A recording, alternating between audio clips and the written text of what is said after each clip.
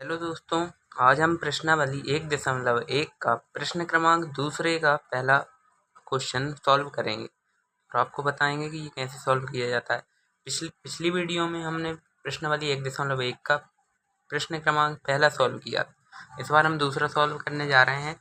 यदि आपको देखना है पहला प्रश्न का सॉल्यूशन तो आप देख सकते हैं जाकर वीडियो को। अब प्रश्न दूसरा ये है कि पूर्णांकों के निम्नलिखित युग्मों के HCF और LCM ज्ञात कीजिए तथा इसकी जांच कीजिए कि दो संख्याओं का गुणनफल बराबर HCF गुणा LCM है। पूर्णांकों के निम्नलिखित युग्म मतलब हमें निम्नलिखित युग्म दिए हैं। जैसे पहला प्रश्न ये है 26 और 91, तो हमें ये युग्म के HCF और LCM ज्ञात करना है। ठीक है, HCF और LCM ज्ञात करने के बाद इसकी जांच करना है कि दो संख्याओं का गुणनफल बराबर HCF गुणा LCM होता है या नहीं, ये जांच करना है। तो आइए हम 26 और 91 के गुणनखंड निकालते हैं सबसे पहले। तो 26 के गुणनखंड कैसे निकालेंगे, ऐसे निकालेंगे। आप देखिए, जैसे ये 26 है, 26 के गुणनखंड निकालेंगे। 2 एकम 2, 2 3 6 कंप्लीट। अब ये 13 एकम 13, ये 2 और 13, तो 26 के गुणनखंड क्या हो गए, 2 गुणा 13, ये हो गए। और तो यहाँ पे हम 26 के गुणनखंड लिख देंगे 2 गुणा 13। अब 91 के भी लिखेंगे, तो 91 का हमने डैश लगाया।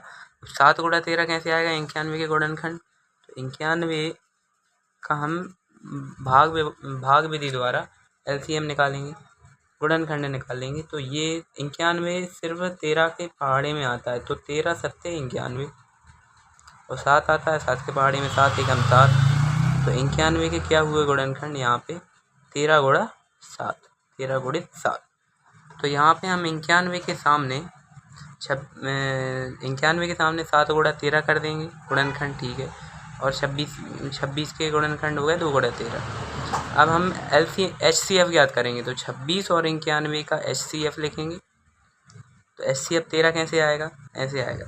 HCF यानी हाईएस्ट कॉमन फैक्टर, मतलब कि जो दोनों संख्याओं के गुणनखंड रहते हैं उनमें से कॉमन फैक्टर जो दोनों में आता है उसे हम कॉमन करके और अलग कर लेते हैं। ठीक है, तो यहाँ देखो, सब 2 गुणा 13, 7 गुणा 13, तो 13 इधर पे भी, मतलब कि 26 और 91 के गुणनखंड में 13 कॉमन आ रहा है, मतलब इसमें भी आ रहा है, इसमें भी आ रहा है। तो हम इसे एक बार ले जाके यहाँ पे लिख लेंगे। ठीक है, लिख लिया।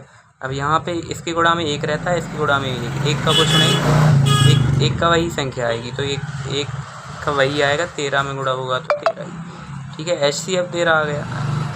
अब 26 और 91 का LCM याद करेंगे, तो LCM कैसे, जो संख्याएं रहती हैं दो, जितनी भी संख्याएं हैं तो 2 गुणा, जैसे कि दोनों संख्या में कुछ कॉमन आ रहा है, जैसे 13 यहाँ पे आ रहा है 26 और 91 में, तो जो कॉमन आ रहा है उसे सिर्फ एक बार लिखेंगे और बाकी को जैसा कहते हैं ऐसा 2 गुणा 7 गुणा, और ये अपन ने 13 को एक बार लिख दिया, तो 2 गुणा 7 गुणा 13, 2 7 और 13 2 बार है तो एक बार लिखेंगे, तो 2 गुणा 7 गुणा 13। अब 2 सत्ते 14 होते हैं, 14 और 13 का हम गुणा करेंगे, तो यहाँ पे देखिए 14 गुणा 13, 13 चौके 52 की 2 सिलाई 5, 13 एकम 13 5 18, तो 182 जो आ रहा है 14 गुणा 13 का हम गुणा करेंगे तब आएगा।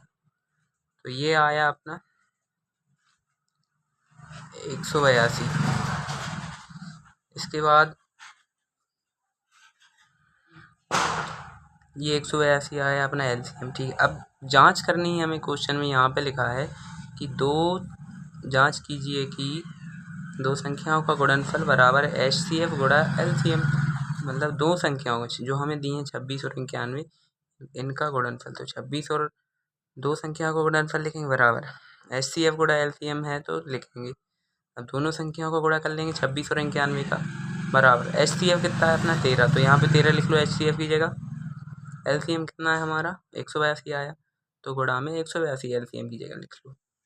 अब यहाँ पे 26 गुणा 91 करेंगे तो 2366 आ रहा है, तो देखो यहाँ पे 26 गुणा 91, एक छिंग 6, 1 दूनी 2 गुणा 9 छिंग 54 की 4 सिलाई 5, 9 दूनी 18 और 5 23, तो यहाँ पे 23। अब इनको जोड़ो, 6 2 4 6 3 2, 2366 आ रहा है। तो यहाँ पे देखिए आप दोस्तों, यहाँ पर 26 गुणा 91 करेंगे 2366 आया। अब 13 गुणा 182 करेंगे तो कितना आएगा वो देखते हैं। अब 13 गुणा 182 करेंगे, 2 3 6, 2 एकम 2, क्रॉस लगाओ, 8 तिया 24 की 4 हासिल आई 2, 8 एकम 8 2 10, 10। अब 2 बार क्रॉस लगाएंगे, 1 तिया 3, 1 एकम 1। अब 6 का 6, 2 4 6, 3, 1 और 1 2, तो ये भी 2366 आया। तो हम यहाँ पर देखते हैं कि जब 13 गुणा 182 करते हैं तो 2366, 26 गुणा 191 करते हैं तो 2366, तो ये दोनों एक दूसरे के बराबर आ गए। LHS बराबर RHS। तो दोस्तों हमारे जब दो संख्याओं का गुणनफल बराबर होता है HCF गुणा LCM का, तो यहाँ पे बराबर ही आया। दोनों संख्याओं का गुणनफल भी 2366 और HCF गुणा LCM भी 2366, तो LHS बराबर RHS, ये हमारी जांच सही हुई। ठीक है दोस्तों, ये आंसर है।